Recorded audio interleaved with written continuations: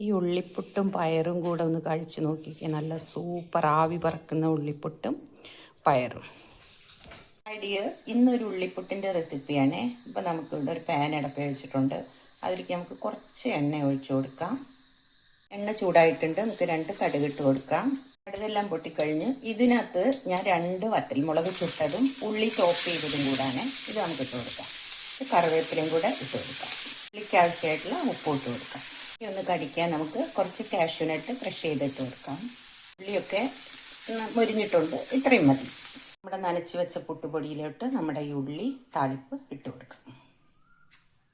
നല്ലതായിട്ട് നമുക്ക് യോജിപ്പിച്ച് കൊടുക്കാം.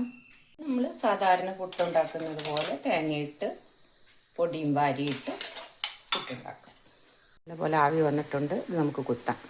നമ്മുടെ ടേസ്റ്റി ആയിട്ടുള്ള ഉള്ളിപ്പുട്ട് ഇവിടെ റെഡി ആയിട്ടുണ്ട്. എല്ലാവരും ഒന്ന് ട്രൈ ചെയ്ത് നോക്കിയിട്ട് ഫീഡ്ബാക്ക് പറയണേ. ഇഷ്ടപ്പെടുകയാണെങ്കിൽ ലൈക്കും ഷെയറും സബ്സ്ക്രൈബും ചെയ്യണേ. താങ്ക്